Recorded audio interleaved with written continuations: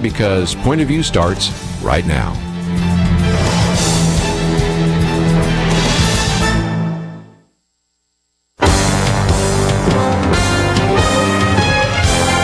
Across America, live, this is Point of View.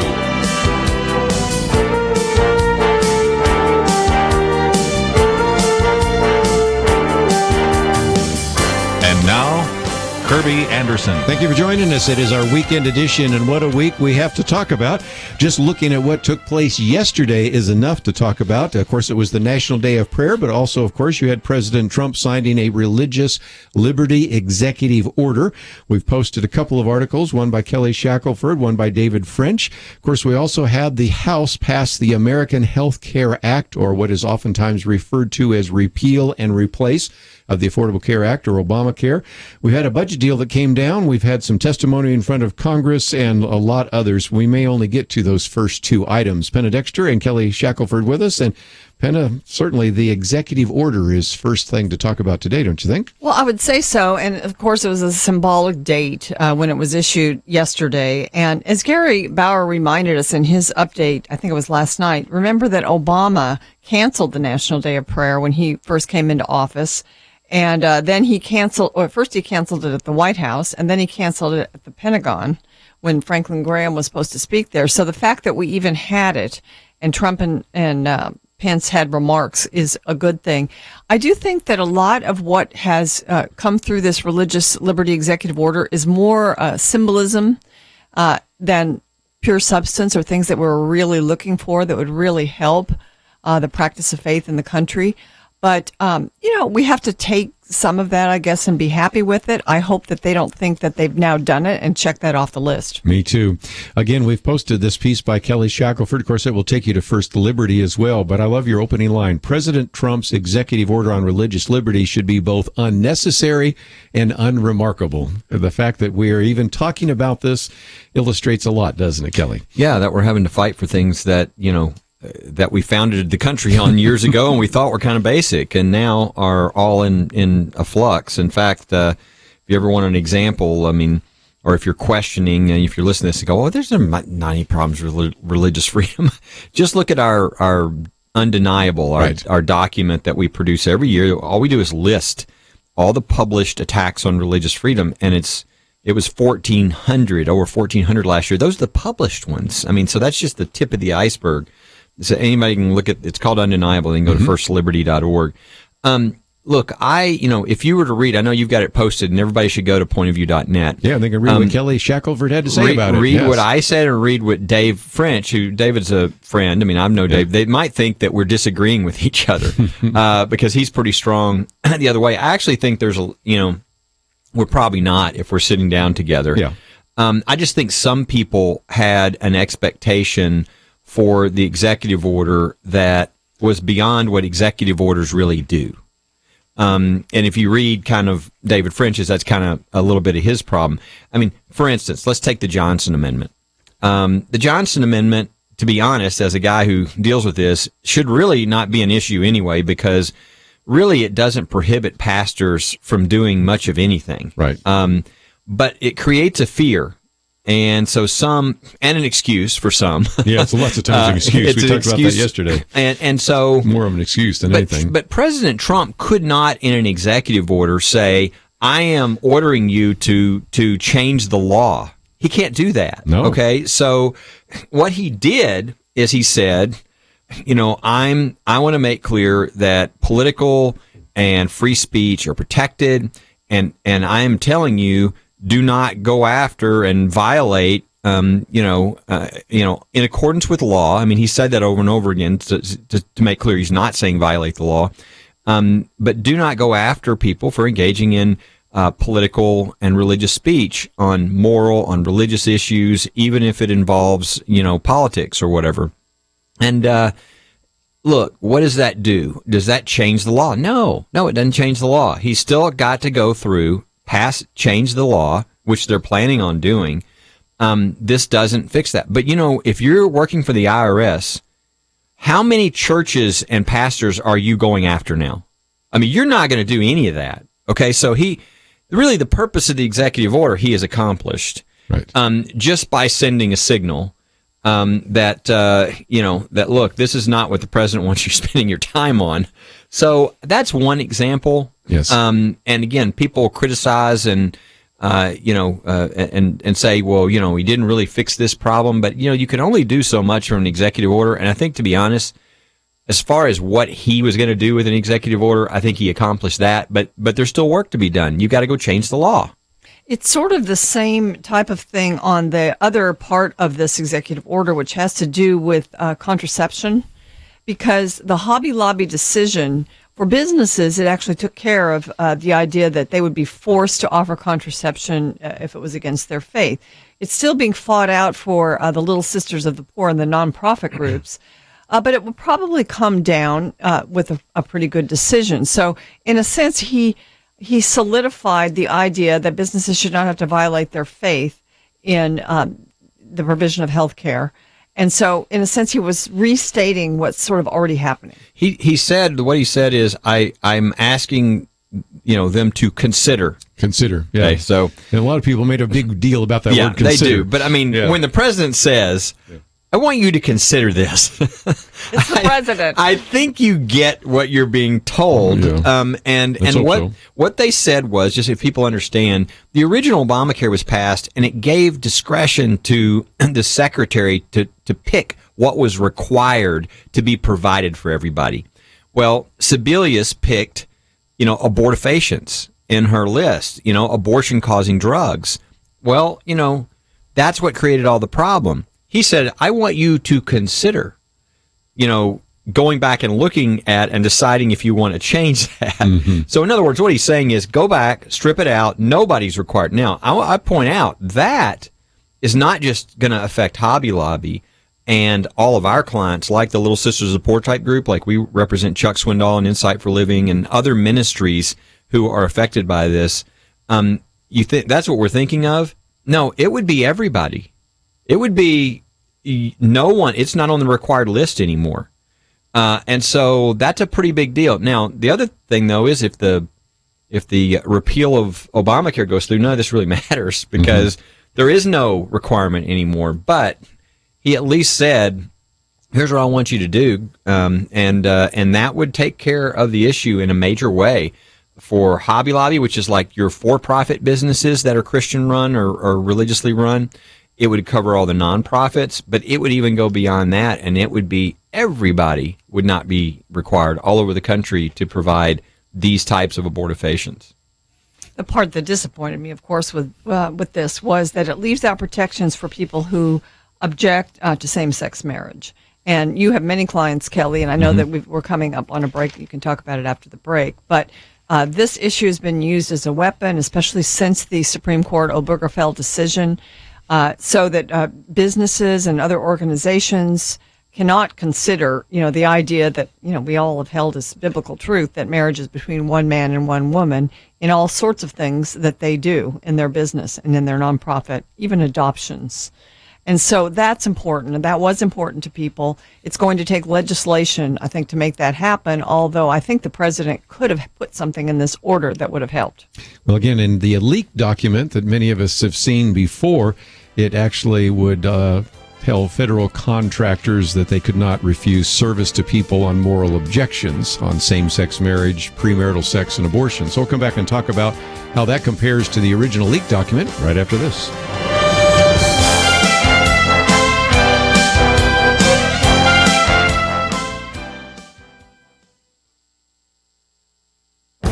This is Viewpoints with Kerby Anderson. Last week I talked about concerns about Islamic indoctrination in the public schools, and apparently the problem is much worse, at least according to a recent article by Nancy Flory on the latest in the radical indoctrination of the public schools. She is the associate editor of The Stream, which is where her article appears. Students in a Florida middle school brought home a disturbing survey. The teacher asked her students to answer questions about different situations. The sixth graders were asked what they would do if asked to go to a gay bar. How would they react if someone of the same sex asked them to dance? How would they feel if they saw black men approaching them in a black neighborhood? The questions came from a book entitled Exploring White Privilege. Parents and administrators realized something wasn't right. Even the kids knew something was wrong. One student told a local TV station that she felt the survey by the teacher was very inappropriate. Lest you think this is an isolated event, Nancy Flory provides other examples. A lawsuit in Maryland arose because of a class project that instructed the students to write out the Islamic creed, the Shahada, and even recite the 5 pillars of Islam. If that is not enough, the students were also subjected to disparaging teachings about Christianity. A first-grade book titled Jacob's New Dress was in the classrooms in the Charlotte-Mecklenburg schools in North Carolina. After some outrage from state legislators, the school pulled the book, but then replaced it with Red, a Crayon Story. It is a story about a red crayon that self-identifies as a blue crayon. Apparently, educators believe we need to teach first graders about transgender issues. Her article is a reminder that we need to be ever vigilant to the radical indoctrination that is taking place in the schools today. I'm Kerby Anderson, and that's my point of view. For more information about issues covered on Viewpoints, visit pointofview.net. Pointofview.net.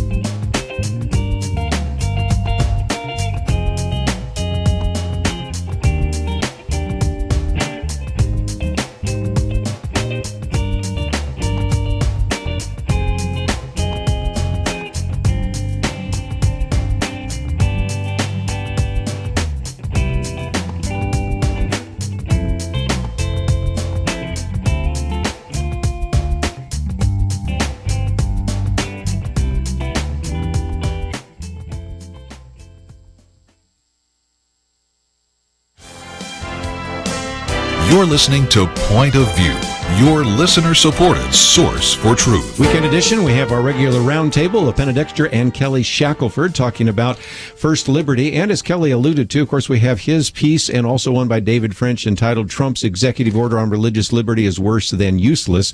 We'll get back to that in just a minute. But we raised the issue, Penna, about the fact that when you looked at that leaked document that then showed up in The Nation on February 1st, some people think it might have been leaked by Ivanka Trump and Jared Kushner. We don't know.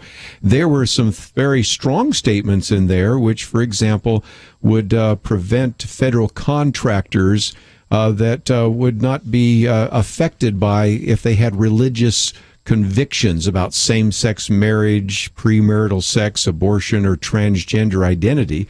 So some people, when they compare what they saw in February to what we have now, it's a little different. As a matter of fact, I talked about that yesterday, but it turns out that we know a little bit more about that leaked document, don't we? Yeah, we actually know who sort of put all those points out there that we in the conservative Christian community were hoping would be included in this executive order.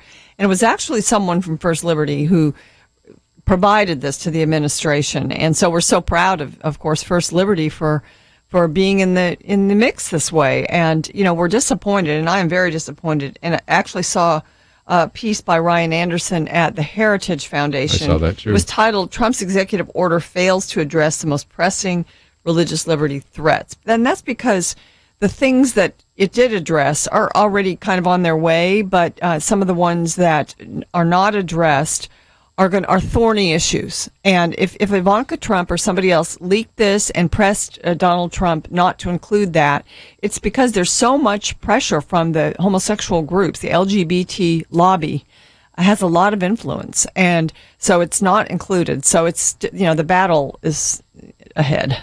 Let me just mention, in case somebody says, wait a minute, you just said something fascinating. What? First Liberty did this? Pretty exciting. Again, this is in the Atlantic article, and if you go to our website, we've left that up for a day. We used it yesterday, but if on the right-hand side, it's entitled Conservatives Dissatisfied with Trump's Executive Order on Religious Liberty, and it's actually in the Atlantic. And so, Kelly, I don't think well, of course, they've got a very long quote from you as well, but I think this may be a surprise to some people. I know in this building, it was a surprise. Some people that heard when they read the article said, First Liberty wrote that executive order, or at least that draft for it. So tell us more if you can. Well, I obviously can't, because of certain things, I can't talk about or confirm certain things and all that. But I can say this, that hypothetically, if you were the person who wrote and said, here are all the options that you can do, I know they reported it was Ken Klukowski, who heads our D.C. Office for First Liberty.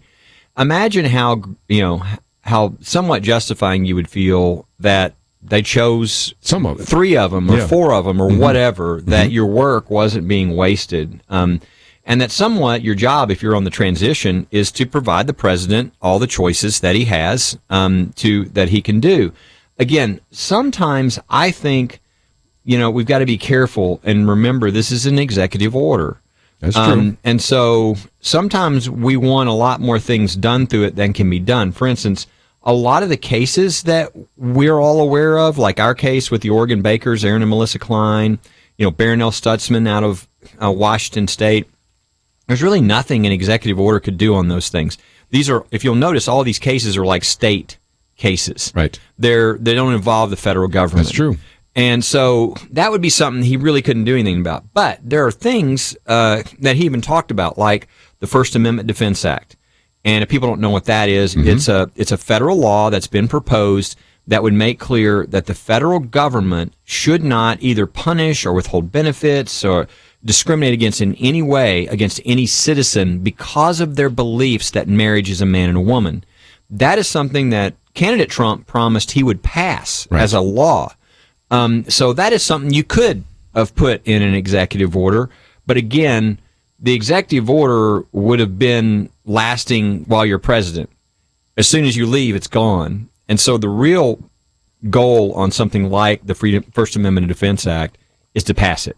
And so there are some things, more things that could have been in there for sure. And the other one would be about federal contractors. Right. They kept the LGBT order from President Obama in place, and many people thought, well, they're going to provide a religious exemption, though, so that if you're like the Baptist Church and you're in a federal program providing food to people, you won't be excluded for the silly reason that you believe that marriage is a man and a woman or something like that. Right. So they thought that might be in here, and so there are people. There are more things that could have been in here. But I will point out there are things in here. One of the things that's being sort of missed is the Section 4, which puts to the Attorney General to write directives for all the departments. So now you're going to have, sessions. You're going to have Attorney General Sessions going to the Department of Defense and saying, here are my instructions and my directions on religious freedom throughout the military. You're going to have them going to HHS. You're going to have them. I mean, I think that's pretty. And they're not. He's not only going as the Attorney General. He's going with the directive and the power and authority of the president, saying, "Here's an executive order that this is coming from the president. I am to do this, and this will have the president's authority throughout the agency." So those are pretty significant, and you can imagine where that can lead to. The other side is a little concerned about that because it's not all written out for them. So they don't know what it's going to be. So they know that Sessions has the ability, and Sessions is very strong on these issues. But they don't really have a target either. That's exactly right. Yeah. It's the ACLU decided they couldn't even file a lawsuit against the executive. Last Friday, we, of course, had Michael Berry here because you were busy doing something else, which we've talked about. And Michael Berry also has a very lengthy quote here. And Penna, this looks like this would be helpful for at least him as the Director of Military Affairs at First Liberty. Sure, because now, as Kelly said, Attorney General Sessions can instruct the military to protect religious liberty within the military. And this has, of course, been the laboratory now for violations of religious liberty. So it will give Mike a lot of things to defend clients with. I want to go back to this whole idea, which makes me think that perhaps this was, in a sense, if we look at it, sort of conservative in the way it was done, because it does leave out anything that the Congress has yet to do. But what it is, implicit in that are some things that Congress needs to do. It's almost like unstated marching orders for Congress. If you want this, you have to pass something. And that's really the long-term solution. I mean, the biggest long-term solution on religious freedom is the appointment of Neil Gorsuch to the United States Supreme Court. I mean, an executive order is nice, and it kind of expresses where the president is and how whether he's committed to the issue and where his approach is. But if you choose for me, do I want 50 executive orders, or do I want one justice appointed to the Supreme Court that is solid on religious freedom and has written decision after decision like Little Sisters of the Poor, Hobby Lobby, and he's been right on every one of them, and then now he's elevated to the Supreme Court? I'll take that guy who's going to be on there for 30 years, defending religious freedom. So you got to look at the whole picture too. And as the reports were out again yesterday, supposedly, the rumors are really strong that Justice Kennedy will be stepping down. Wow. So this will be happening again. So, when you look at all this together, please name me the last president of the United States that's been doing this many things for religious freedom. Whatever their motivation, just pick one. And I think we're seeing a lot of things beginning to happen. And so we need to take what we get, knowing that we're not at the finish line yet. There are a lot more things that need to be accomplished. When people look at this, if they're not deep into the details like we are and a lot of the people that we know are, they might think, okay, Trump took care of it with an executive order. But it was just First Liberty said something recently that I thought was interesting and we ought to look at. And that recently, Justice Alito, one of the Supreme Court justices, spoke out and he warned Americans that a wind is picking up that is hostile to those with traditional moral beliefs.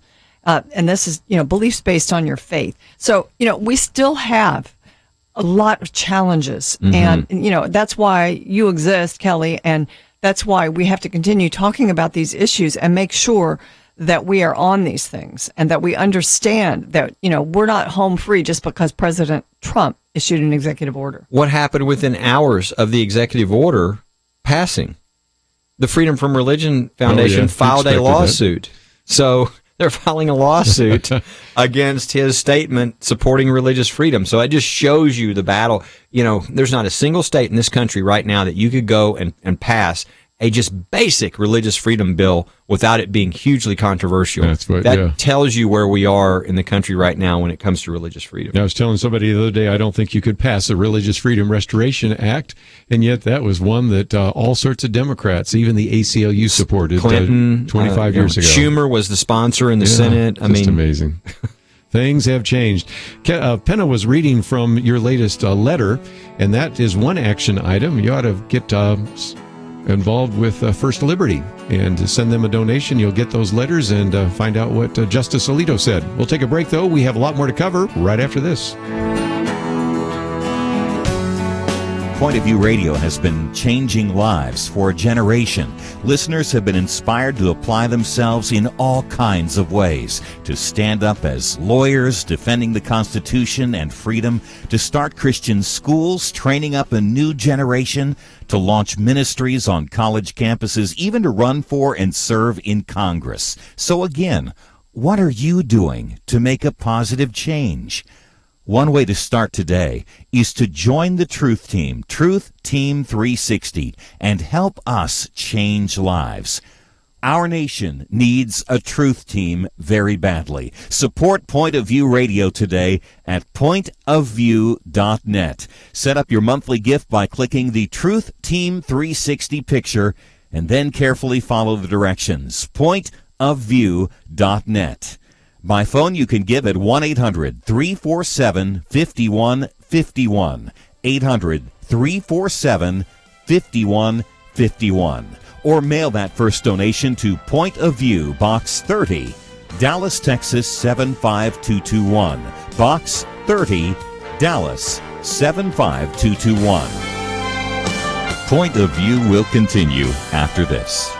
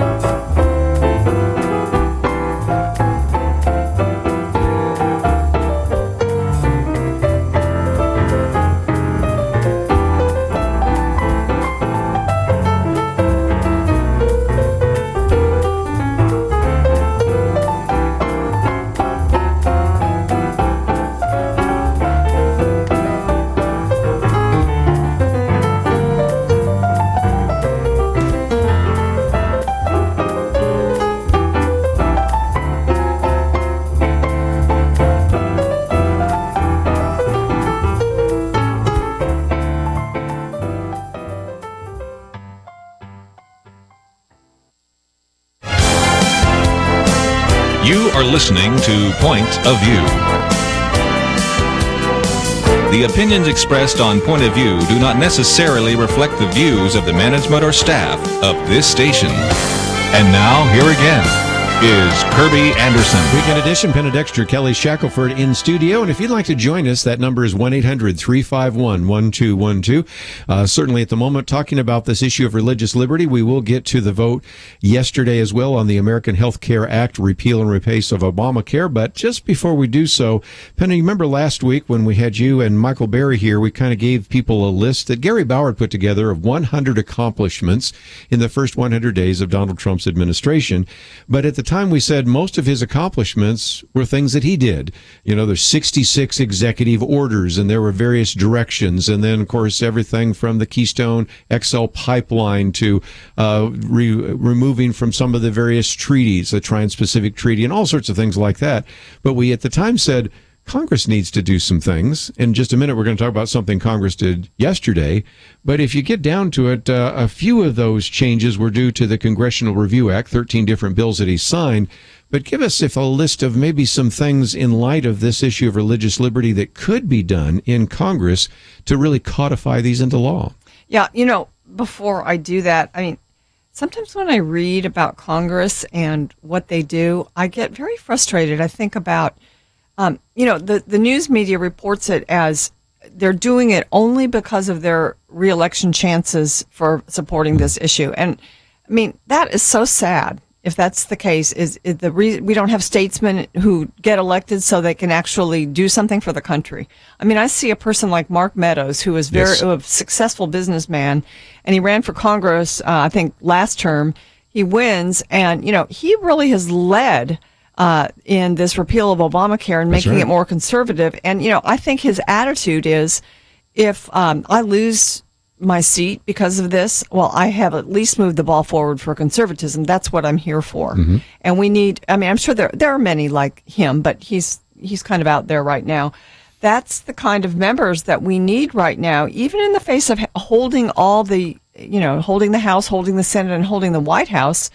You still have all this fear of, you know, not being reelected. But that's just a rabbit trail to say these are some of the things that Congress could do. You know, we talk about the Johnson Amendment and the idea that pastors can speak about political issues, and even to the point of saying this candidate stands on this issue.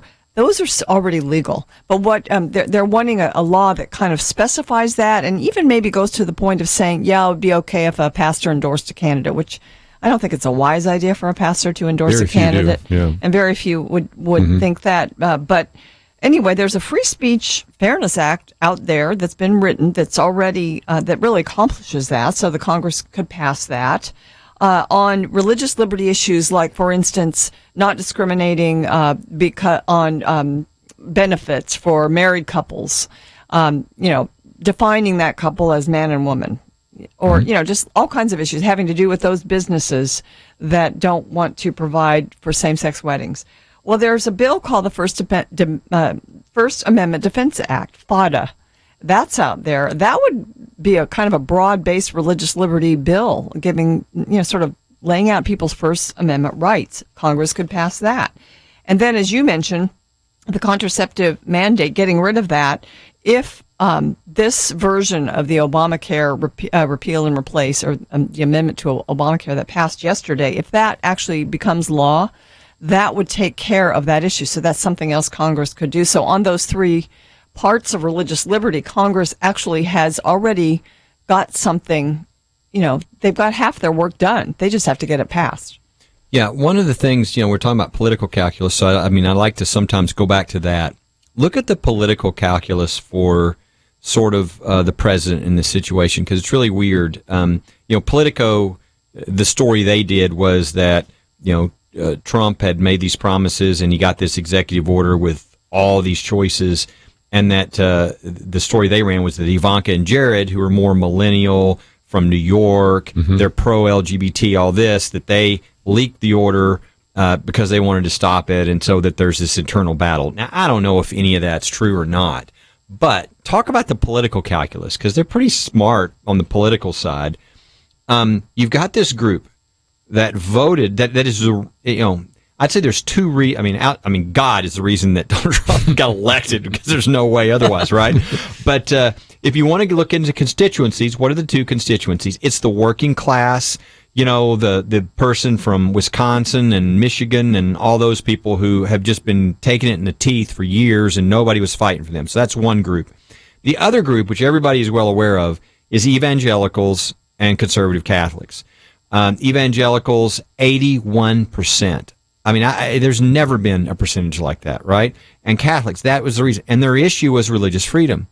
So from a purely political standpoint, as president, what would you do? You'd say, man, I'm gonna make sure and give these folks, what they're after here, because this is a huge constituency. Now, if the other competing constituency is the LGBT community, not only did they not support you, they will never support you. I mean, I don't know if you saw what happened, but when the Trump administration announced they were keeping the LGBT executive order from Obama, the comments in the newspaper by the heads of the LGBT groups was, "Oh, but we still think he will be lousy on our issues." I mean, they criticized him. So, I mean, he's never going to get those votes, no matter what he does. So, from a purely political analysis, it's kind of a no-brainer when you have these conflicts. Now, again, from my standpoint as a guy with religious freedom, I don't care what the issue is, whether it's LGBT or whatever else. Religious freedom is in the Constitution. It was here at the beginning of the country. And the whole point of religious freedom is for people to be able to hold their own beliefs and conscience, even if they disagree with whatever is popular at the time. I mean, that's why Quakers and all Mennonites and everybody else came here, is so they could live free even if they disagreed with the government's view. So whether it's LGBT or anything else, that should be the issue about religious freedom. But if you look at it from a pure political standpoint, that should be a no-brainer for the president as well. And so that's why some people are disappointed he didn't go further on pushing on these issues of religious freedom versus the LGBT objections. Since you mentioned that, I might just mention the May issue of the Outlook magazine is Defending Freedom of Conscience. And of course, you were quoted quite a bit in here, but just thought I'd mention that in case you haven't received it in the mail yet. One thing about Donald Trump that I noticed even on the campaign trail was that he seems to kind of not be able to fathom the government telling you how to think, or he sort of likes states having more in autonomy and independence than the federal government. So some of this lines up with his thinking. On the LGBT issue, I don't think he has a problem with the LGBT agenda. So he doesn't have the heartfelt sort of push, I think, to protect people who don't agree with it as much as he does on some of these other issues. So that may be part of it, too. One of the things that was interesting is before the executive order was published, you had people in the human rights campaign saying, well, we're probably going to have to go to court over this. Then you look at it and say, well, there really isn't anything here about LGBT. So so we have the Freedom from Religion Foundation, where we can always depend on them to being a lawsuit. But this one, if you think about it, isn't that objectionable to most Americans, because it's just the basic common sense, religious liberty, the kind of mindset that, like you said, working class people in America have, and say, I may not be a religious person, but I think religious people should have their right and we shouldn't be persecuting them. And so this is probably not going to be as controversial as some of them thought it was going to be 2 days ago. Yeah. And if people, most people probably hadn't read the executive order. If you wonder what's in the executive order, is 4 things. The first thing is a direct, really solid statement on religious freedom, that it's here from the founding of our country, its importance. I think, again, every American who cares anything about religious freedom, which is most, would be really happy with that.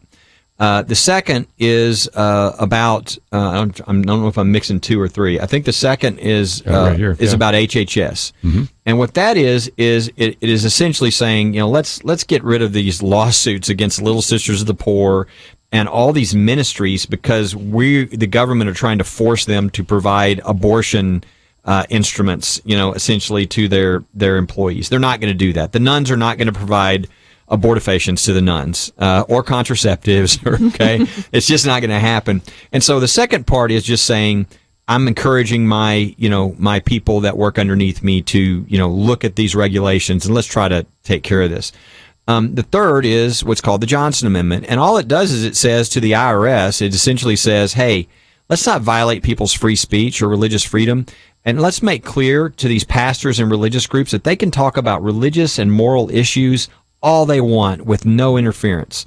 And then the fourth says, I want the Attorney General to direct, issue guidance to each agency around the and department around the country about protecting religious freedom. So we want Sessions to talk to the military, to talk to all these different areas and make sure and give them guidance. Who could have a problem with those four things? But those are what the four things are in the executive order. Might just mention, if you click on the sidebar, we have those, and it really only takes about a page and a half. Actually, the things Kelly mentioned just on one page. Very readable. Read it for yourself. We'll be right back.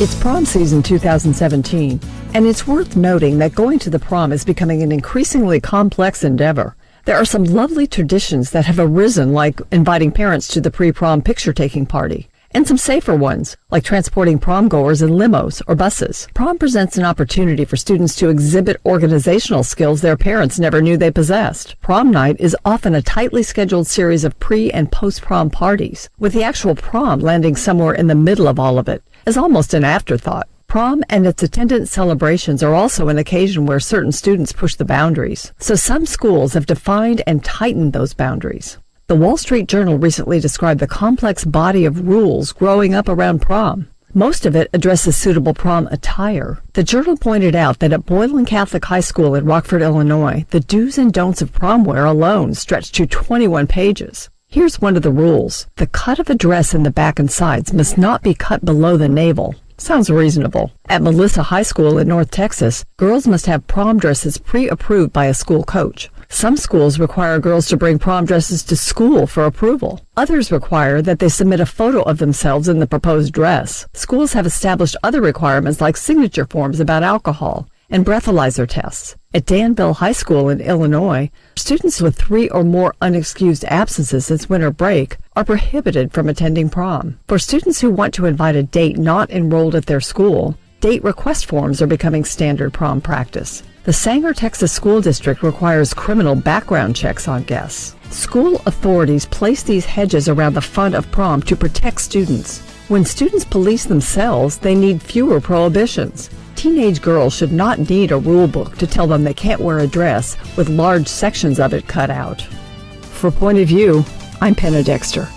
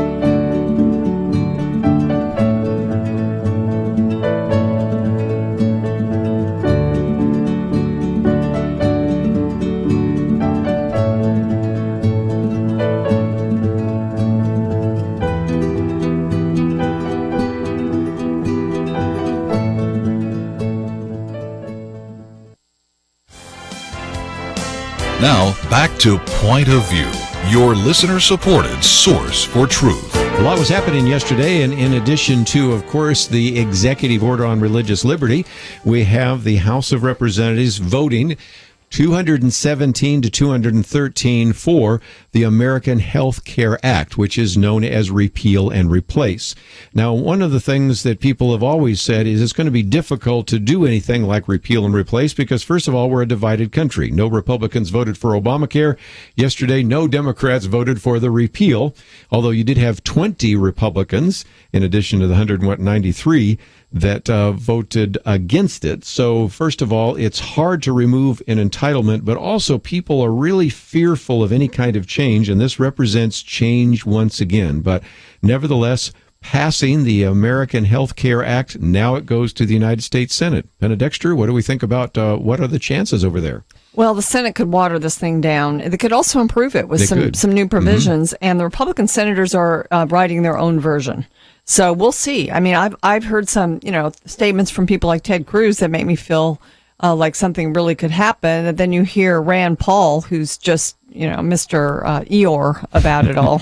So I don't know what's going to happen in the Senate. All I know is that something has have their positions in Congress at risk. So I think the Senate will take that into consideration too.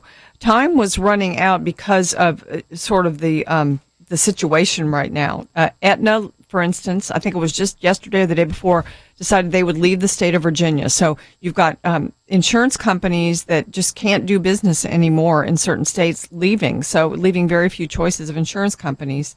Also, the tax plan that President Trump is, talking about wanting to put forward sort of depends on what happens with Obamacare, some of the numbers. So it was a kind of a timely time for it to happen yesterday. And I look at it and I see improvements from the last one from a month ago. It's more of an amendment to Obamacare than it is a repeal and replace, because it leaves the basic premise in place, but it makes a lot of changes to give the insurance companies opportunities to offer more plans, different plans, maybe some scaled down plans. It looks like it's possible for premiums to be reduced. States that don't want to require pre-existing conditions to be covered on the same cost basis as other plans can do so through waivers. They can opt out, yeah. Yeah, and I think, the pre-existing... That was key to getting the Freedom Caucus together, from what I understand. Yes, go ahead. And the pre-existing condition part of Obamacare, of course, a lot of people love that. But when, we talk about keeping that part, you also talk about it being very, very expensive. And so something creative has to be done to take care of that pre-existing condition idea. In the short time that we've had Obamacare, I think the country has become conditioned to the idea that if you have a pre-existing condition, it shouldn't cost you more to have health insurance. I mean, I still think that, it might be the price you have to pay in order to do it realistically. But now they're sort of throwing it to the states to be able to provide high risk pools and other things for other help for people with pre-existing conditions, rather than having the whole American public have such an expensive health care plan. Again, you had to do all sorts of negotiation, because you mentioned just a minute ago, to get the Freedom Caucus voters, at least some of them, not all of them, on board was an amendment that allows states to apply for waivers on those issues of pre-existing conditions. But on the other hand, then, in order to get some of the moderates, you had additional $8 billion added to some of the high-risk pools. But you said something about timing. Isn't it interesting that this vote took place after the executive order? Any correlation there that you can think of, Kelly? Well, I think, when you look at D.C. and when things happen, I mean, things don't typically happen by coincidence. I mean, you can say, what a coincidence that the executive order is signed, and then hours later, then they finally voted on the repeal occurs. Yeah. Do you think the art of the deal guy might have made a deal with somebody on, well, can I get you to sign the repeal of Obamacare if I give you a religious liberty executive order? I don't know, but I'm saying it is something. You look at the timing, and it's very interesting. I think overall, I think the Republicans have to do something. They have to repeal. They made this promise. What they're doing is going to be totally ripped to shreds when it gets over to the Senate anyway. Oh, so I hate to think. It's going to happen even more. I think they're going to eventually get something out, because this was the promise. This is something that the problem is. I think overall, there's a lot more work to do to get to where you really need to get to, which is really a free market approach. I mean, this is still government control, and as long as you have that, we're going to eventually end up with a single payer system, and which is really bad for everybody. But the problem is Americans are becoming more and more attuned in their brain to thinking that they have some sort of guaranteed right for the government to provide their health care. And the more that sort of sits in with, like Social Security or something else, it's hard to ever get to where you need to get. But the reality is that's, that approach, if you don't have a free market approach, it's really going to hinder your ability to get higher quality and lower cost. And so this is trying to get you in the right direction, but ultimately the question is whether we're ever going to be able to get to where we get the government out of our, life decisions in healthcare and are able to get the free market really to be the free market, and so that we can really have competition, get costs down, get quality up. This isn't a great thing. I mean, when you have a huge election like you had, and this is still as far as you can get, that kind of looks difficult for ever getting. It's what they say. Once you do an entitlement, it's hard to ever get rid of it. And I think this is one of those examples that we're looking at. Back to your free market thing, just so people have some notes on that. We've really not had a free market in healthcare since the 1960s. And John Stossel used this number, and I think it's very accurate. 7 out of every 8 healthcare dollars are paid either by Medicare, Medicaid, or private insurance companies. Yep. Well, when you look at that, you realize we really don't have a free market. And the things that free market gives us, competition, innovation, cost reduction, because we're talking about a lot of P's here. We mentioned pre-existing conditions, but price, portability, even the uninsured people, there are all sorts of P's that are part of the healthcare debate, which we'll get into in the second hour. Well, here's a couple more. Planned Parenthood. And one thing that this does is, in a sense, it defunds Planned Parenthood for a year because it's the Medicaid dollars that go to Planned Parenthood that are being stripped, and that's for a year. And that's most of what goes to Planned Parenthood is Medicaid dollars. So, on a day when you're celebrating a religious liberty executive order, to defund Planned Parenthood, I think, is another symbolic act. We've got some callers, but I'm doing the best I can maybe to get to those in the second hour. So if you can hold on to, we'll get, first of all, we'll start with the religious liberty questions, and then we'll start with the Obamacare and what is called the American Health Care Act, some of those questions as well, because it's just a lot to cover here today.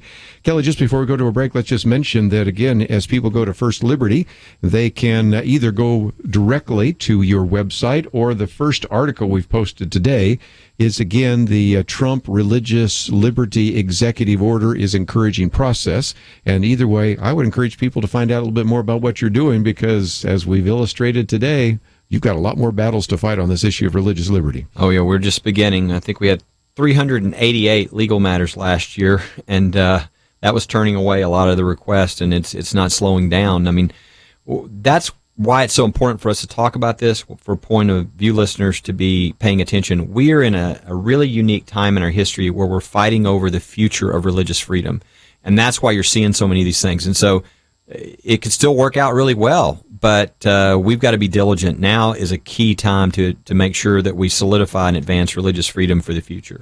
Again, go to the website, pointofview.net. We have that article about religious liberty, also a link to whitehouse.gov. And, of course, we have a link to First Liberty. And I'd also encourage you to click on that banner and join the Truth Team and help us out. We'll take a break, come back with some of your phone calls, 1-800-351-1212. If you've listened for any length of time, you've probably heard about Point of View listeners who've done amazing things, started ministries, found their life's calling, impacted their city, their state, the nation. But let me be clear, you don't have to have a huge impact to be faithful. I thought about that when I read a note from Joanne in Texas. She admitted, up until recently, I've not had much of a political view, nor have I ever been so informed. But since I signed up for your email and website information, I can now get the correct information that the public is oblivious to. Joanne ended by thanking us for the Take Action section of our website, where we make it easy for you to express your views on key issues with your elected representatives. Everything we do on the air, online, through mail and email is made possible through people like you who invest in Point of View, so we can invest in issues that matter. Take your place on the Truth Team. Call 1-800-347-5151 or sign up online at pointofview.net/team. 800-347-5151 and pointofview.net/team. Point of View will continue after this.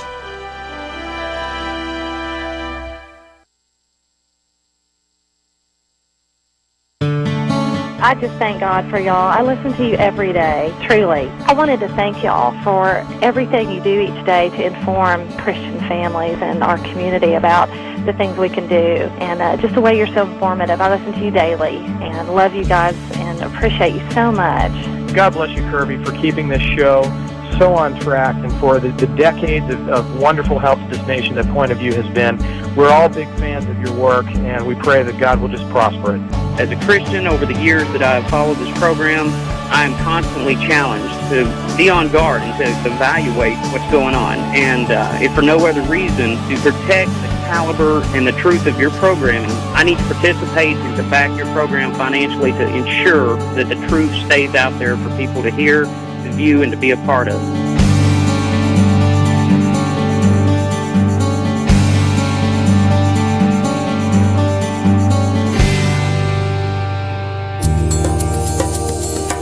This is Point of View Radio.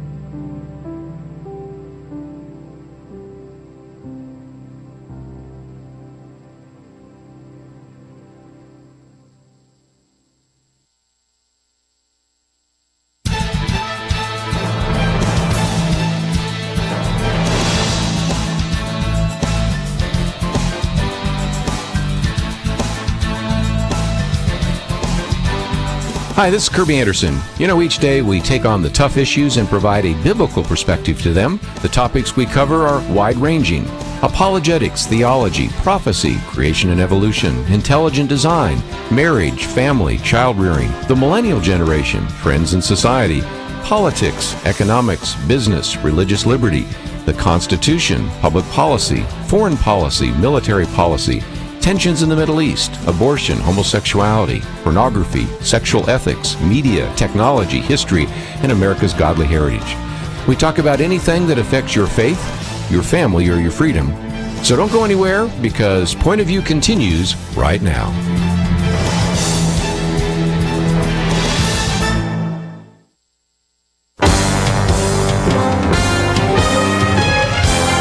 Across America, live. This is Point of View.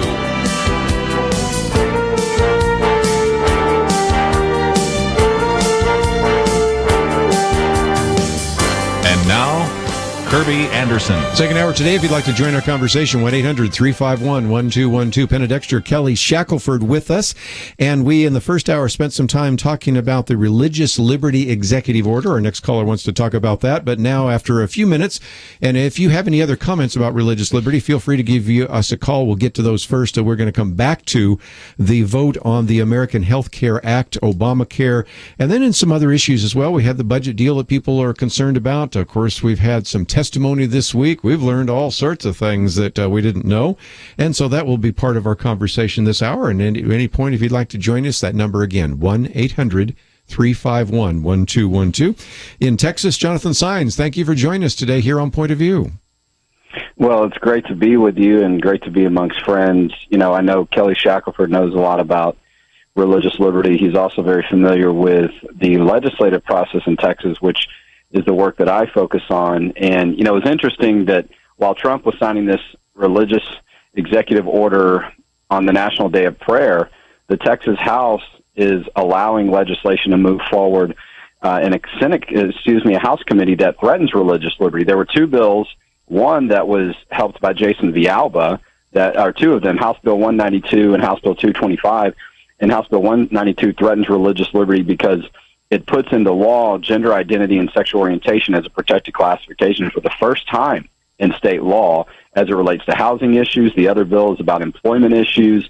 This affects private businesses, government businesses. This means if someone needs to go to the bathroom during their workday, they get to decide where they want to go on gender identity, while bills that allow conscience protection for county clerks, justice of the peace, are not moving forward. And so you see, while we weren't, entirely excited about how far Trump went with this religious order, he was actually doing something while the Texas House, which is considered very conservative, or at least our legislature is allowing the LGBT agenda to move forward while not allowing religious liberty protections to move forward. And so, I know that's something Kelly cares about in your audience and is really concerning with just 2 or 3 weeks left in the legislative session. Jonathan, this is Penna, and I know at the beginning of the session there was a lot of talk about some kind of clarifying legislation, sort of led in the Texas Senate, actually passing the Texas Senate, with protections for bathrooms and privacy protections. And it sounds like the House is going the opposite direction. No, you're exactly right. I mean, the Senate Bill 6 passed the Senate, and it really just wanted to make it clear that in government buildings and public schools in places like Fort Worth ISD, they couldn't have policies in place that allowed men to go into girls' bathrooms, and very common sense. And so that was passed in the Senate. The House came up with a version that simply said that you can't have these policies at the local level like Dallas does and Fort Worth had that allow these things to happen, and that if you were going to change anything in that regard, it had to be done at the state level. So a lot of people felt like that was a more thoughtful approach, a statewide approach. That was by Ron Simmons, House Bill 2899. But now that bill stalled. And so that was considered a compromise on the House side. But even that bill is not allowed to move forward. People know Strauss, our speaker, has said he doesn't want any of this moving forward, but said he'll leave it to the will of the people. But now Cook, Chairman Byron Cook, who chairs State Affairs, this bill, House Bill 2899, has got over 50 different co-authors, but they won't vote it out of committee, while another House committee allowed a bill that goes, as you were saying, the opposite direction and would force private businesses and other people to allow people that are men but feel like they're a woman to go into whatever bathroom they want. So, I mean, it's very concerning. And Jason Villalba, who's a state rep from the Dallas area, is the one Republican that's been behind allowing these bills and supporting these LGBT advocacy bills that threaten religious liberty and privacy in bathrooms. He's letting those bills go forward. Jonathan, one of the things we talked about earlier was how it is hard to just pass a basic religious freedoms bill, in the country. And I think, boy, if Texas is having a hard time passing one, I mean, that's, about as conservative as you get. So I know one of the problems is that these, some of these business groups like the, State Association of Business and Chamber of Commerce, a lot of those have been kind of taken over. And they're now being used to sort of attack religious freedom. Is that the problem in Texas, or is there more than that going on? I mean, why in a state that's heavily conservative and heavily for religious freedom, why are there problems getting these things through?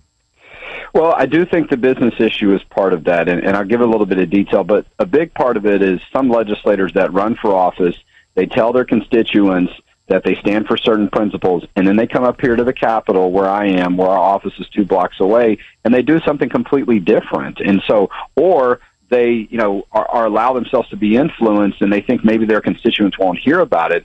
And that's why we put a scorecard out at the end of the session. That's why we put updates on txvalues.org on our website, because otherwise it's hard for people to know that. But on the business issue, we're seeing the Texas Association of Business has new leadership that's been there for a year or two. They've gone, and I'm not trying to get political, but just so people understand what we're talking about, they're going in the opposite direction of conservative family values.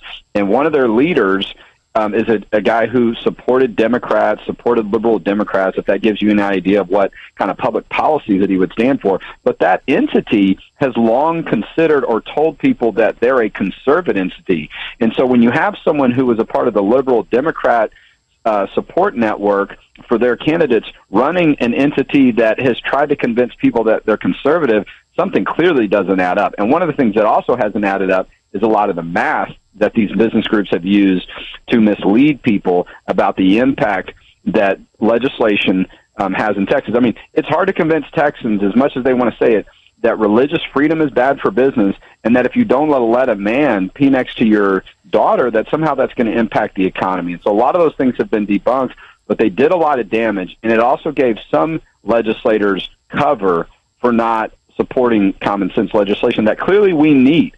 I mean, these issues have drawn a lot of attention. A case almost went up to the U.S. Supreme Court. They are very active, and they're just going to be more out of control unless the state does something that applies consistently across our state. Just before we take a break, let me just mention that you are, of course, with Texas Values, and it is txvalues.org. And it's interesting to see what has happened in the state of Texas, because we broadcast in 41 other states as well, but you can use some of those examples. You have the pastor protection law, and you have some of these others that I think provide some real opportunities. So for our listeners in Texas, you might want to find out a little bit more about Texas Values, txvalues.org. And Kelly, of course, you're very familiar with that, because that does a spinoff from some of the things you used to do. Yeah, Jonathan's working hard, and there's, I think most people are surprised, though, to know how difficult things are, even in more conservative states, that there really is a pretty entrenched set of powerful, really, groups and organizations and money that they don't like religious freedom because it gets in the way of their issue. They don't want there to be people who have a different idea about things. And that's the whole point of religious freedom, is allowing people to have a different belief. But they want it squelched out. And so even the most simple religious freedoms bills are difficult right now. And it's because we're in a decision-making process as a nation on whether we're really going to be committed to religious freedom, or, to be honest, whether we're going to let it go. Jonathan Stein's been with us, and he's with Texas Values. We're going to take a break. We'll take some more phone calls in just a minute. 1-800-351-1212. We'll be back right after this.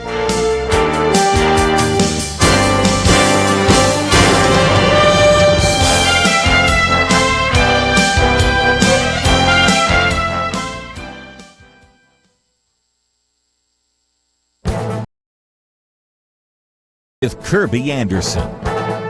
You know, last week I talked about concerns about Islamic indoctrination in the public schools, and apparently the problem is much worse, at least according to a recent article by Nancy Flory on the latest in the radical indoctrination of the public schools.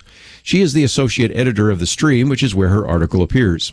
Students in a Florida middle school brought home a disturbing survey.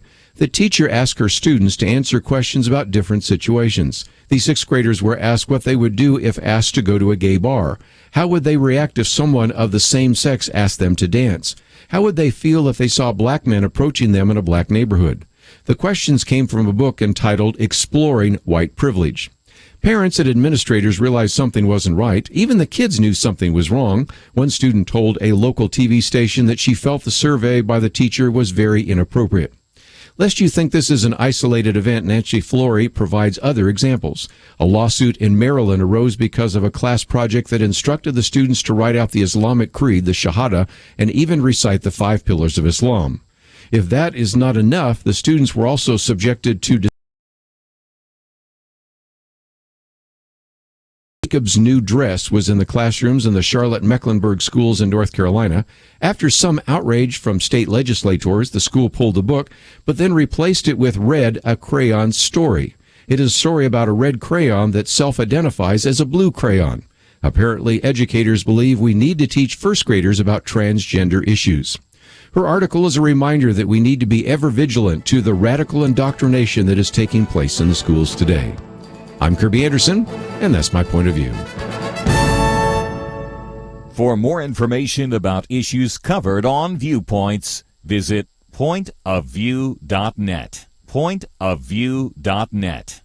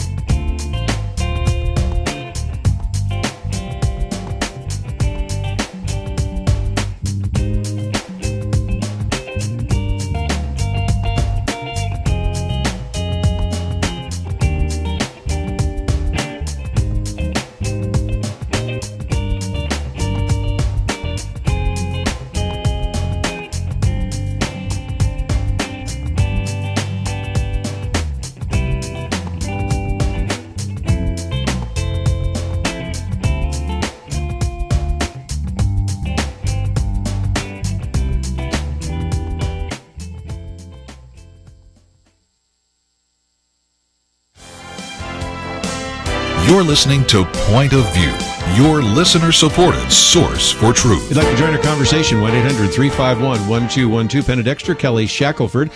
Certainly we'll take some other calls on religious liberty, but I think many of you want to talk about health care. And many people have said, well, didn't we actually do pretty well with Obamacare? Well, you ended up with 20,000 pages of regulations. If you go to our Facebook page, we actually have a picture where Mitch McConnell is standing next to the stack, which is much taller than him, of what 20,000 pages of regulations look like, 159 new agencies. And so, again, as I've said before, if I would give you more than $1 trillion, now people are even talking about maybe $2 trillion, and put it in your hand and say, solve the health care issue in America, would you come up with Obamacare? No, you would not. I've yet to have anybody say, yeah, I think the Affordable Care Act is exactly what I would have come up with. Well, now this is an attempt to try to roll back some of the mandates, because after all, right now, you are to cover everything from birth control, alcohol counseling, depression screening, drug counseling, tobacco use screening, breastfed counseling. I'll stop reading. You can kind of get the idea. And these mandates, Penna, are one of the reasons why the costs have gone up so much. They make it so expensive. And, everybody doesn't need, for instance, maternity care.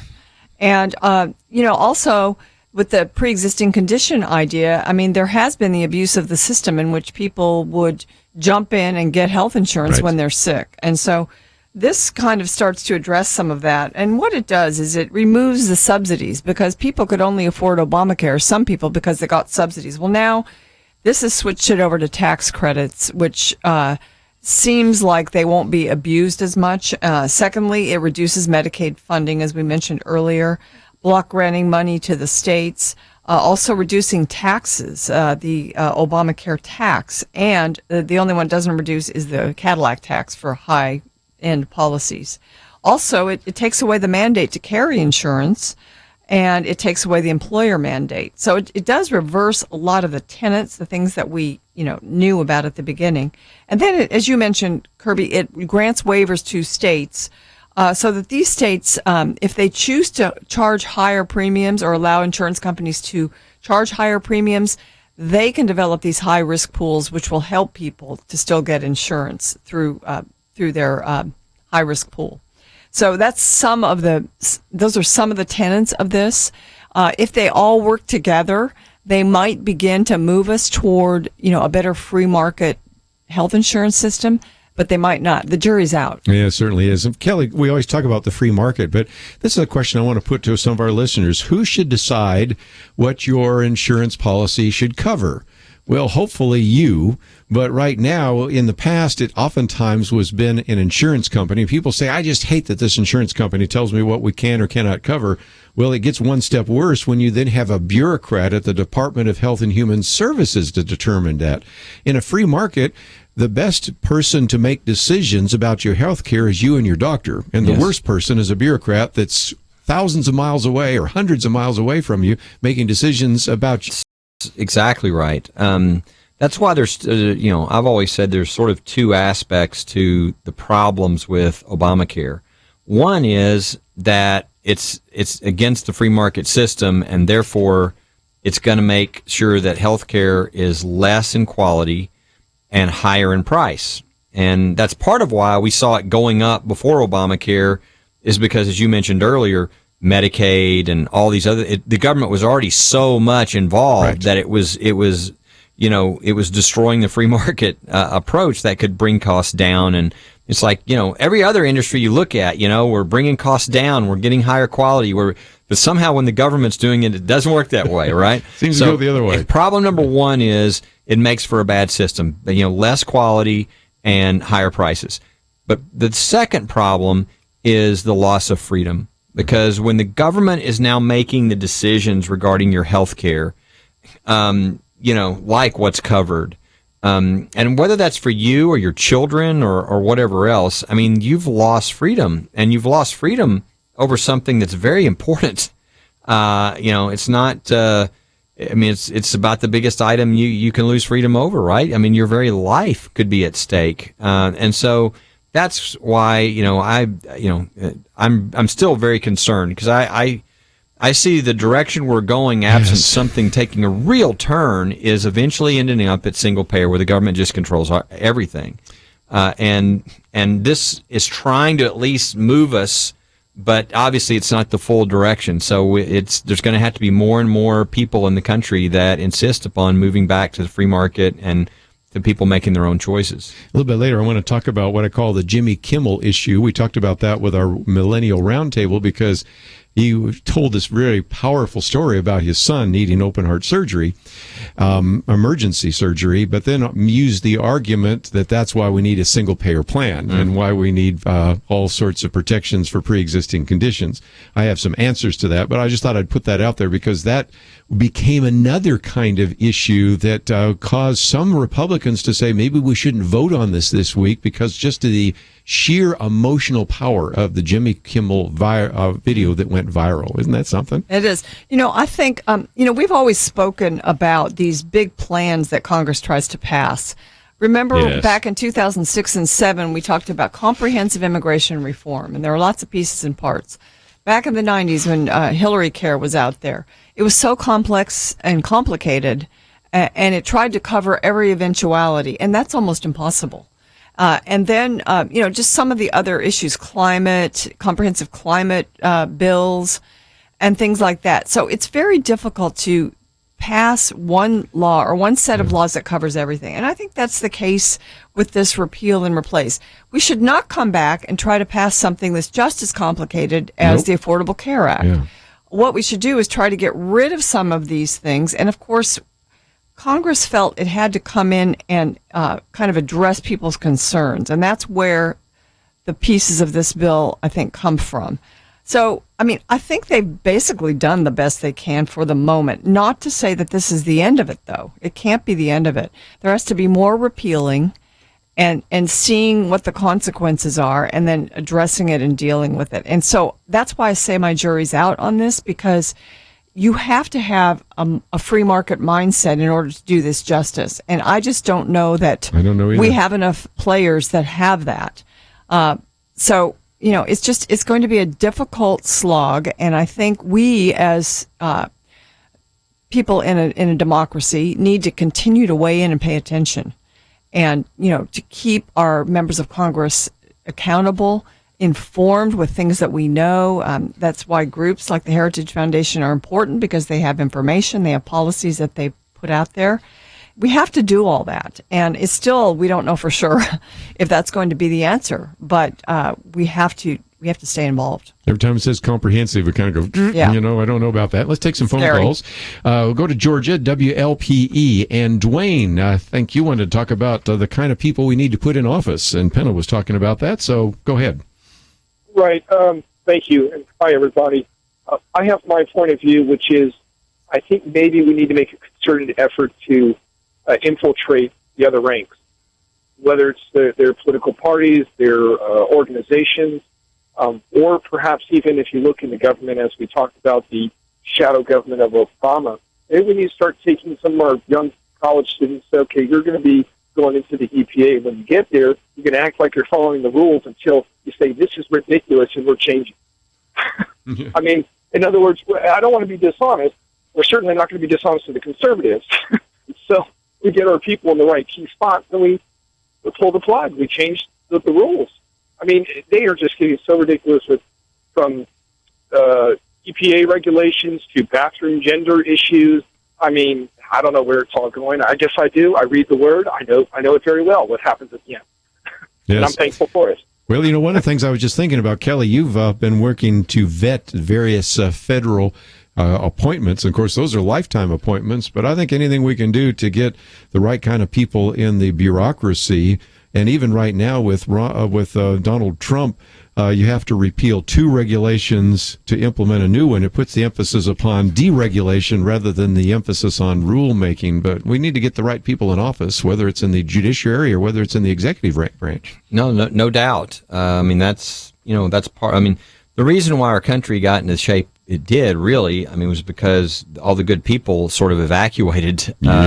The political arena, the policy arena. I mean, you know, there were some, but I mean, the average person who listens to Point of View was like, well, you know, I'll just take care of my family and do my business, and I know that they'll take care of the government stuff, and you know, we turned around and went, oh my gosh, you know, the kitchen's on fire, you know, and so I think we need more people, and hopefully more young people wanting to get in and make a difference and really influence the future of our country. So, I mean, we need that in all levels of government, even outside of government, Hollywood, everywhere. Well, we're going to take a break, but I see some of you want to ask questions about religious liberty and the military. Some of you want to talk about insurance, so we'll cover those issues and take those phone calls right after this. Point of View Radio has been changing lives for a generation.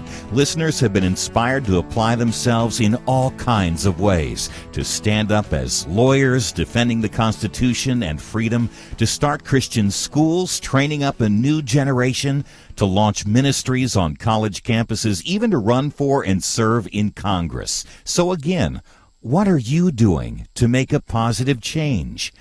One way to start today is to join the Truth Team, Truth Team 360, and help us change lives. Our nation needs a Truth Team very badly. Support Point of View Radio today at pointofview.net. Set up your monthly gift by clicking the Truth Team 360 picture and then carefully follow the directions. pointofview.net. By phone, you can give at 1-800-347-5151, 800-347-5151, or mail that first donation to Point of View, Box 30, Dallas, Texas 75221, Box 30, Dallas 75221. Point of View will continue after this.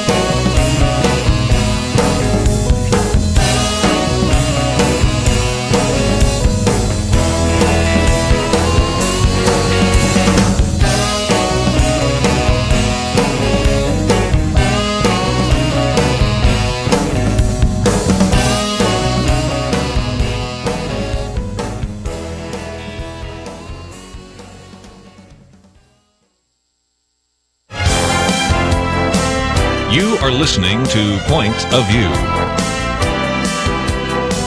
The opinions expressed on Point of View do not necessarily reflect the views of the management or staff of this station. And now, here again is Kerby Anderson. Final half hour, if you'd like to join us, 1-800-351-1212. Penna, Dexter, Kelly, Shackelford in studio. A little bit later this half hour, I might just mention we always play the commentary by Penna Dexter, and you'll have a chance to hear that. We've already posted it on the website, but let's take some more phone calls. Religious liberty was the issue in the first hour, and so let's come back to that with Mike in Missouri, KNEO. Mike, thank you for calling today. Hey, thank you. I was just wondering if there was any movement on restoring our military chaplains' rights to worship in accordance with their faiths. Well, we've certainly had a lot of cases on that at First Liberty, and I guess Chaplain Wes Motter is one of the more recent ones that's well known. And so the good news is there are some laws in place. We even have a pamphlet at firstliberty.org on your rights in the military, and we work heavily with the chaplains to make sure that they have those freedoms and they have a place to turn for free, even for confidential calls or whatever else. As far as the executive order goes, I do think the executive order is going to provide some additional protection. There's four sections or four areas in the executive order. It's really short, but the fourth tells the Attorney General to provide guidance, for instance, to the DOD. And so that would mean that the Attorney General would provide guidance on religious freedom in the military, and I would heavily expect that will include protection of chaplains. But it's not done yet, but I do think that we're going to see even more specificity and extra protection. And there's a law that was just passed a few years ago that specifically provided extra protection, a federal law for chaplains. But it was after that law was passed that they went after Chaplain Motter. So we still had to, under the Obama administration, we still had to protect him, go through a legal action, and end up getting a victory at the end. So just because there's a law sometimes doesn't mean that that's the direction of the commander-in-chief or those underneath him. The good news here is with this executive order, you got the president saying, I want the attorney general to issue these guidelines and on favoring religious freedom. And so I expect that will include to our military. So, when the president issues a guideline, then you've got bureaucracies in every one of these agencies and departments across the government that gets the guideline from the AG's office. You still have battles everywhere because the bureaucrats that are, leftovers, holdovers, they're liberals a lot of times, are there. So you have to still fight for it, even though you've got the president behind you. I just mentioned, too, Mike, that one of the things we've done is in that first article by Kelly Shackelford on the second page, it goes into that in a little more detail, has a very extensive quote from Mike Berry that we didn't quote, so you can see a little bit more there. And so that is available at our website, pointofview.net. It's the first article there about the Trump Religious Liberty Executive Order is Encouraging Progress by Kelly Shackelford. And let me ask the question I get at least once a week. What about that Marine, we're talking about Monica Sterling, who posted a verse from Isaiah that was court-martialed? And is that going to the Supreme Court? And at this point, we still don't know, right? We don't. The last brief, the reply brief, our reply brief was filed May the 1st. And so everything's in now. We had all the government filed their response, trying to defend themselves. We filed our briefs, and a number of outside groups, more than you'd ever see in a case like this, filed because they think it's really important as well. That includes generals. That includes, just a number of people on our side realizing we can't allow this to stand. This has got to be taken by the Supreme Court. The court the first time the court can actually vote on whether they take the case is May the 18th. So put it on your prayer list between now and then. And if they do make that decision on May the 18th, and what it takes is there's 9 justices on the Supreme Court. It takes 4 to actually decide to take a case. So if 4 of them say, yes, we want to take this one, then that's what it's required. But if that does happen on May the 18th, then on the 22nd, which is a Monday, the Monday after that secret meeting, in that meeting, by the way, on May the 18th, there's nobody in there except for the justices, not their clerks, not anybody. So it's one of those things that it's very much a secret meeting, but on Monday is when the announcements are made after that as to whether they took or didn't take cases. And so we very well might hear by May 22nd as to whether they've taken the Sterling case. Do you remember the conversation we had last week about the rabbi that actually supported this idea and actually reminded us that of all people, Ruth Bader Ginsburg, who at that time was not on the Supreme Court, she was on the D.C. Court, but nevertheless actually ruled in favor of that. So you have, in this case, possibly a liberal, progressive, whatever you want to say on the court that also understands this issue. Is that fair? It is. It is. I thought that was a great. Not only did the rabbi, he was. This goes back to his case where he was told he couldn't wear his yarmulke, and he lost. Right? He lost at the Supreme Court. Yeah, but that's before we had the religious freedom. Right. Yeah. We didn't have a lot of stuff, but he also went up through the D.C. Circuit. Yes, and there was this judge on the D.C. Circuit at the time by the name of Ginsburg, who believed that he should have had that religious freedom. So that is nice that he filed a brief at the Supreme Court saying, okay, this is a chance for you to get this right. And Ginsburg, was somebody who agreed with him. The other thing he did is he wrote an editorial for the New York Times, and I think it was the New York Times. But anyway, I knew I was going to say it was either the Wall Street Journal or the New York Times. Mm-hmm.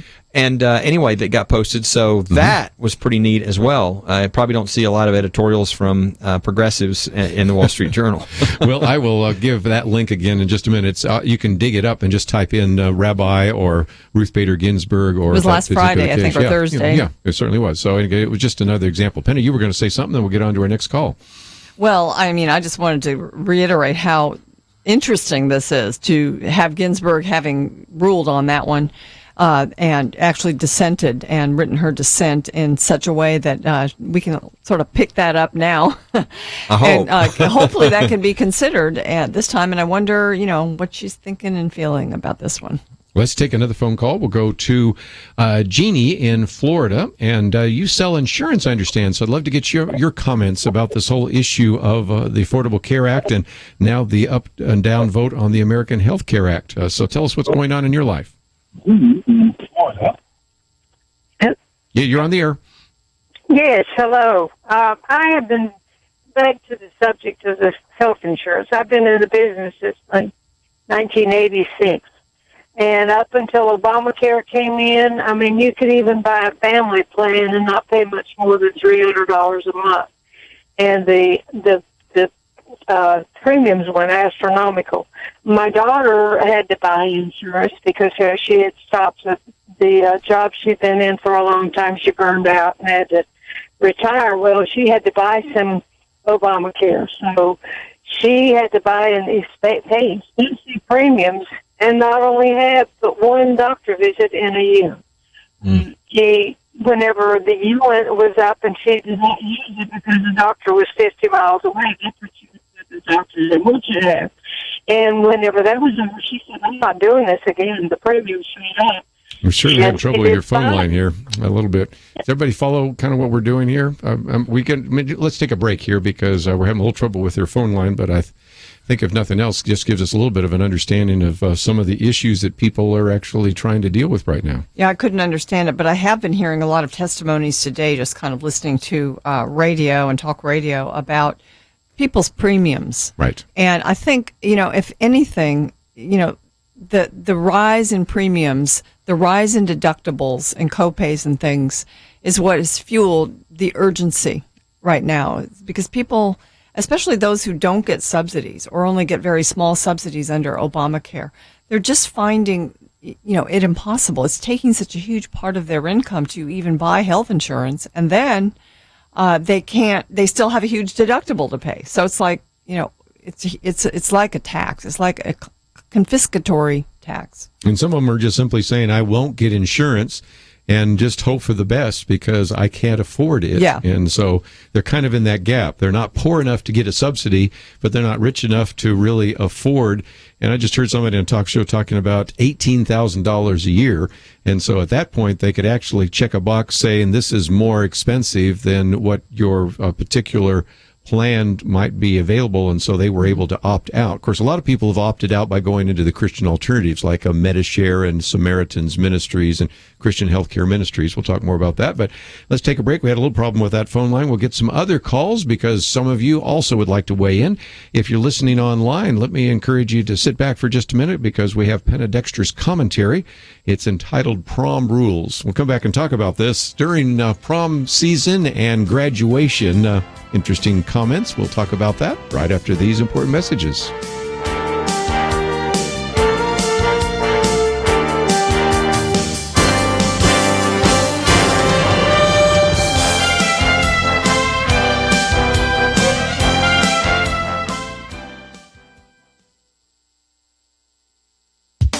It's prom season 2017, and it's worth noting that going to the prom is becoming an increasingly complex endeavor. There are some lovely traditions that have arisen, like inviting parents to the pre-prom picture-taking party, and some safer ones, like transporting prom-goers in limos or buses. Prom presents an opportunity for students to exhibit organizational skills their parents never knew they possessed. Prom night is often a tightly scheduled series of pre- and post-prom parties, with the actual prom landing somewhere in the middle of all of it, as almost an afterthought. Prom and its attendant celebrations are also an occasion where certain students push the boundaries. So some schools have defined and tightened those boundaries. The Wall Street Journal recently described the complex body of rules growing up around prom. Most of it addresses suitable prom attire. The Journal pointed out that at Boylan Catholic High School in Rockford, Illinois, the do's and don'ts of prom wear alone stretch to 21 pages. Here's one of the rules. The cut of a dress in the back and sides must not be cut below the navel. Sounds reasonable. At Melissa High School in North Texas, girls must have prom dresses pre-approved by a school coach. Some schools require girls to bring prom dresses to school for approval. Others require that they submit a photo of themselves in the proposed dress. Schools have established other requirements like signature forms about alcohol and breathalyzer tests. At Danville High School in Illinois, students with 3 or more unexcused absences since winter break are prohibited from attending prom. For students who want to invite a date not enrolled at their school, date request forms are becoming standard prom practice. The Sanger, Texas School District requires criminal background checks on guests. School authorities place these hedges around the fun of prom to protect students. When students police themselves, they need fewer prohibitions. Teenage girls should not need a rule book to tell them they can't wear a dress with large sections of it cut out. For Point of View, I'm Penna Dexter.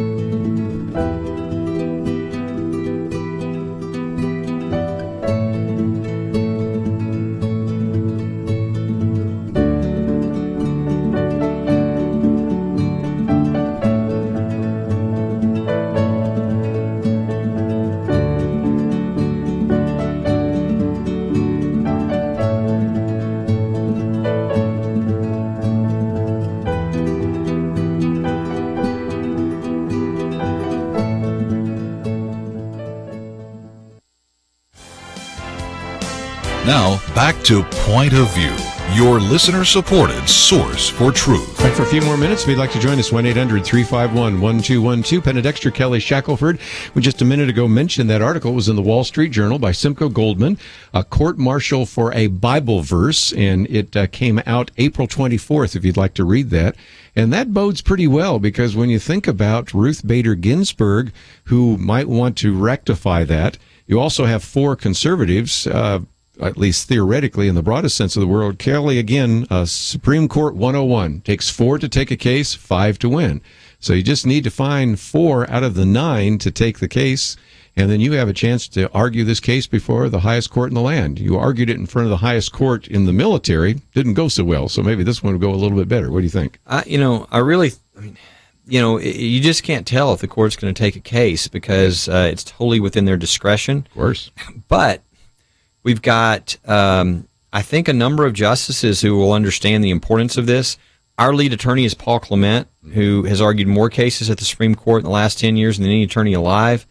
There's all kinds of talk on SCOTUS blog. There's things going back and forth. There's just high discussion. So what I say is let's go to the most important thing, and I encourage all the point of view listeners, put this on your prayer list. I think so. Be praying for this. This will affect every person who puts on the uniform and the religious freedom they have. And it also, since it's a federal statute that applies to protect us from the federal government, it'll actually protect all of us, our kids, our grandkids. Pray that the court takes this case. Religious liberty is a quote-unquote hot topic right now, which makes me kind of feel a little bit optimistic about the court taking it. Because sometimes they do. They rule on things that have a lot of societal sort of cachet, and this sure does. They just ruled on tires, of all things. Yeah. Who would have thought tires and religious liberty would be? And that, of course, is the Trinity Lutheran case. I, of course, wrote about it this week. And we've also had some people with Alliance Defending Freedom on that one. Let's take another phone call, and then I want to talk about this commentary by Penna Dexter. So we'll head to North Carolina this time, WLGP. And Gwen, thank you for joining us today here on Point of View. Thank you for having me. Thank you for taking my call. I appreciate everything y'all do. Well, thank you. And what I have to say, I may sound uneducated and like I don't know what I'm talking about, but I'm just going to put it out there, okay? Go for it.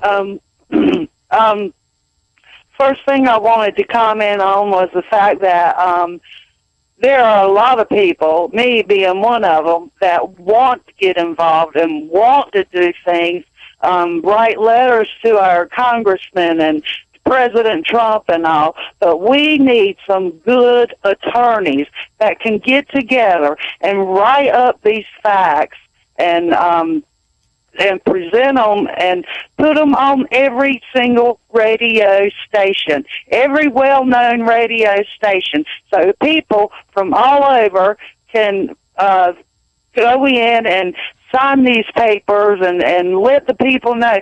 Christians need to get off of their bums and get out of the church walls and get out in the community and start standing up for what is right. This is really bad when there's a little girl in the school who doesn't want some flag or on the flagpole or something, and that one child can cause the school to have to take down a flag. There are more Christians in the world than that. Sure. And we're letting the heckler's veto, that just one individual can complain about something like that. But Kelly, let me give props to you once again. I do know some lawyers. First of all, you are willing to come on here, and if I had to pay you an hour rate for you to come on here every Friday, I can't even imagine. But you are on many programs, and many of your other colleagues are as well. So that's one point that we need to have. But there is a point at which, after a while, what she's talking about is what I call the heckler's veto. If one person has a problem with that, if the Freedom from Religion Foundation has a problem with it, then that's that we prevent any kind of religious liberty. And I think we need to come back and recognize that there are a lot of individuals, believers, that just need to stand up for their religious freedom, right? Yeah, and I think her point's a good one. Not the average person who's out there trying to work and trying to raise their family. They don't have time to pull all this data together, and they're not lawyers, and they're not. So I would just say two things.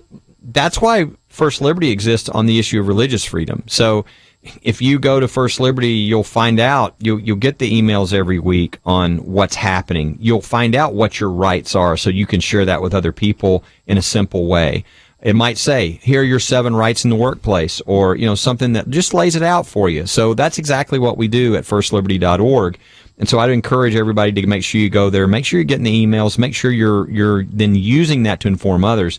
But that's exactly what Point of View does. Also, not just in the religious freedom, but like in contacting your congressman, in, those type of things. They look at the bills, they look at what's happening, and they have it, and they make it really easy for you to go, here's what's going on, here's the action you can take, here's how you can send the email or contact the congressman or whatever it is. They do all that work so that it makes it very easy for you to do. So I would just encourage, we just need more people hooked into these things so they have the information and then they can activate on that. Yeah, let me add my amen. First Liberty Institute sends out the Liberty Watch every week, and it's very informative. It addresses a few topics, and it's got information for you, even for just your own edification, to learn about religious liberty, to learn about what you can do, and to learn about their cases. And then we have the at Point of View, there's the Take Action Now section of the website. And it's so easy because you don't even have to write anything. And you don't even have to know who your member of Congress is. They have that all for you. If you want to change the talking points within the letter, you can make a change and make it more personal. But you just go there, and whatever issue we're dealing with, and we also have some of the back issues, don't we? We do. Kerby. So you can go back and you could send 4 letters out just by pressing the button. So we make it very easy for you. The other thing we do is when we talk about issues on the show, we post articles. So if you want to learn something, it's up there for you to, print out, pass out, put on your Facebook page, whatever you want to do with it. So we are a tool to help you to make a difference. And I'm glad, Gwen, that you want to make a difference and, use us and encourage your friends to use us. Might just mention, think of the successes. The one that we had a while ago was the Congressional Review Act. And there were 13 different bills that President Trump signed using the Congressional Review Act to actually roll back regulations on everything from coal to teachers and all sorts of things. I've got a commentary coming out next week just summarizing some of that. And then the most recent take action was to encourage President Trump to issue an executive order on religious liberty. So far, have we seen some success? I think so. I think we have. And we're going to put some new ones up next week. And I wish we had more time. So one more action item. You can sign up to get our Viewpoints commentaries, and Penna's commentary today is on prom rules. Prom's a little different than it was a few decades ago, isn't it? Well, it's a big, complicated evening, and this is just about the rules that schools have had to implement now because kids push the envelope, push the boundaries during prom. And one school in Illinois issued a 21-page rule book about prom. Most of it was about what the girls wear. Yes. So, my point in this was let's, really people used to police themselves a little bit with regard to these things. And when they don't, then that requires more rules. So, it applies to the society as a whole. I think when we misbehave, we need more laws to take care of those that misbehave. I think we also need parents to start acting like parents. I think so. Kelly? Amen. We've been having that conversation off air, so we will spare you of that one because we're simply out of time. I have more calls here, and I didn't get to them. But I'll tell you what, I left an open line on Monday because I figured there'd be a lot of spillover from some of these things like the repeal of Obamacare and a number of others. So we'll certainly get into that as well. We've got a really full lineup next week, so I think you will appreciate some of the conversation we're going to have. But just as we go to the end of the program today, don't forget that we have a link to First Liberty. We have a number of articles on the Religious Liberty Executive Order, some things on the repeal of Obamacare. And as you go there, you might also click on that button. Join us on the Truth Team. We'd appreciate that. I want to thank Andrew, Elisa, as well as Shamila for their help behind the scenes. Have a great weekend. We'll see you back here on Monday. If you've listened for any length of time, you've probably heard about Point of View listeners who've done amazing things, started ministries, found their life's calling, impacted their city, their state, the nation. But let me be clear, you don't have to have a huge impact to be faithful. I thought about that when I read a note from Joanne in Texas. She admitted, up until recently, I've not had much of a political view, nor have I ever been so informed. But since I signed up for your email and website information, I can now get the correct information that the public is oblivious to. Joanne ended by thanking us for the Take Action section of our website, where we make it easy for you to express your views on key issues with your elected representatives. Everything we do on the air, online, through mail and email is made possible through people like you who invest in Point of View so we can invest in issues that matter. Take your place on the Truth Team. Call 1-800-347-5151 or sign up online at pointofview.net/team. 800-347-5151 and pointofview.net/team. Point of View is produced by Point of View Ministries.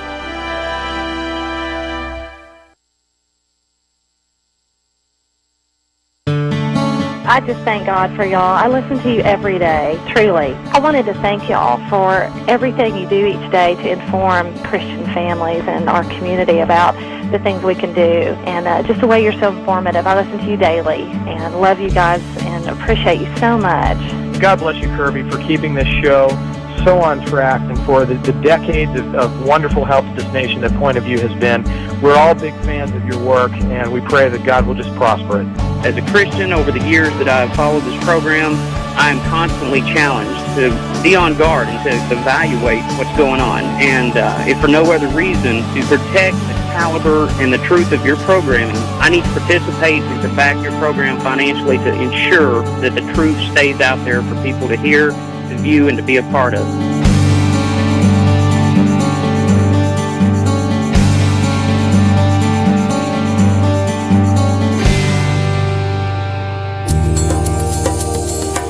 This is Point of View Radio.